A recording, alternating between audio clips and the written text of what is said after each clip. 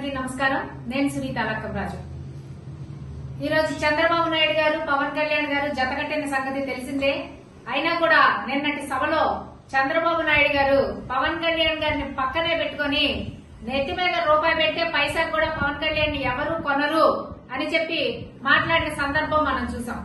గతంలో కూడా వీరిద్దరు ఒకళ్ళు ఎన్నోసార్లు విమర్శించుకున్నారు. పవన్ కళ్యాణ్ గారు అయితే చంద్రబాబు నాయుడిని నువ్వు అధికారంలో ఉన్నప్పుడు ఏం చేశావు, మరి రాష్ట్రం విడిపోవడానికి కారణమే నువ్వు, లోకేష్ గారును చంద్రబాబు నాయుడు గారు ఇద్దరు కలిసి గనులని దోచేస్తా ఉన్నారు, ఉద్యోగం వచ్చింది అంటే ఎవరికన్నా వచ్చింది అని అంటే అది చంద్రబాబు నాయుడు గవర్నమెంట్ లో లోకేష్ కే ఉద్యోగం వచ్చింది అని చెప్పి పవన్ కళ్యాణ్ చంద్రబాబు నాయుడిని తిట్టాడు. చంద్రబాబు నాయుడు ఏమో ఒకప్పుడు నాతో జట్టు కలుస్తాడు పవన్ కళ్యాణ్, తర్వాత ఏమో నన్ను విమర్శిస్తాడు, మరి బీజేపీతో పొత్తు పెట్టుకొని నన్ను విమర్శిస్తా ఉన్నాడు అని చెప్పి చంద్రబాబు నాయుడు మాట్లాడతాడు. మరి చంద్రబాబు నాయుడు కొడుకు లోకేష్ గారు వచ్చేసేమో పవన్ కళ్యాణ్ గారి తల్లి గారిని విమర్శిస్తాడు. ఇవన్నీ కూడా పరస్పరం వీళ్ళిద్దరూ ఒకళ్ళు విమర్శించుకుంటూ జనాలను మోసం చేయడం కోసం పొత్తు పెట్టుకొని ముందుకు వచ్చారు. మరి గతంలో పవన్ కళ్యాణ్ గారు విమర్శించిన విమర్శలన్నీ కూడా ఈ రోజు మరి అవన్నీ పోయినాయా? మరి చంద్రబాబు నాయుడు గారు అంత పవిత్రుడైపోయినాడా ఈ రోజున?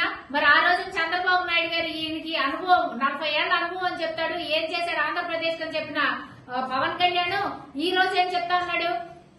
చంద్రబాబు నాయుడే మరి ఇన్ని సంవత్సరాలు సీఎం గా చేసిన అనుభవం ఉన్న చంద్రబాబు నాయుడు గారే ఆంధ్రప్రదేశ్ ని పరిపాలించగలడు అని చెప్తా ఉన్నాడు. ప్రజలు ఇవన్నీ గమనించాలా, గమనించి ఈ కూటమికి వీరిద్దరికి గట్టిగా బుద్ధి చెప్పాలా. మళ్ళీ పైగా ఇంకో మాట చెప్తా ఉన్నాడండి పవన్ కళ్యాణ్.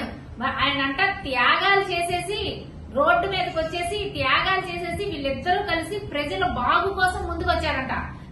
వీళ్ళిద్దరికి అధికారం లేకపోయినా ఏం కాదంట, ప్రజల కోసం వీళ్ళకి అధికారం కావాలని చెప్పి మాట్లాడుతా ఉన్నారు. ప్రజలందరూ అయ్యా పవన్ కళ్యాణ్ గారు, చంద్రబాబు నాయుడు గారు, ప్రజలందరూ సుఖంగా సంతోషంగా ఉన్నారు, మీరు లేనిపోని కళ్ళబొల్లి కబుర్లు చెప్పకండి.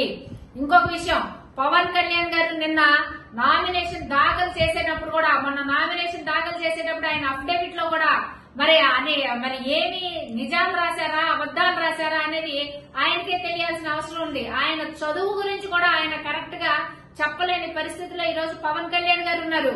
మరి పవన్ కళ్యాణ్ గారు మీరు చదువుకుంది ఇంటరా, 10th క్లాసా, ఇంటరా, డిగ్రీనా, స్కిల్ డెవలప్మెంటా, కంప్యూటర్సా, ఏది అనేది కూడా మీరు క్లారిటీగా అఫిడవిట్ లో ఇవ్వలేకపోయినారు.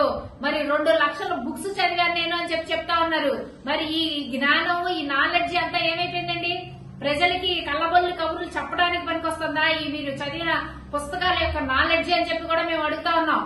ఈ రోజు పవన్ కళ్యాణ్ గారు నిన్న సమర్పించిన అఫిడవిట్ లో ఆయన చదువు గురించి క్లారిటీగా చెప్పవలసిన అవసరం ఉంది. ఆయన ఎస్ఎస్ఎల్సీ చదివారా, ఎస్ఎస్సీ చదివారా, పాస్ అయ్యారా లేదా అనేది.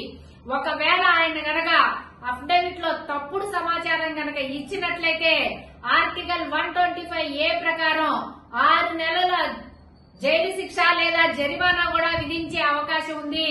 కాబట్టి దీని మీద ఎలక్షన్ కమిషన్ విచారణ చేపట్టి తగు చర్యలు చేపట్టాలని కూడా మేము కోరుతా ఉన్నాం.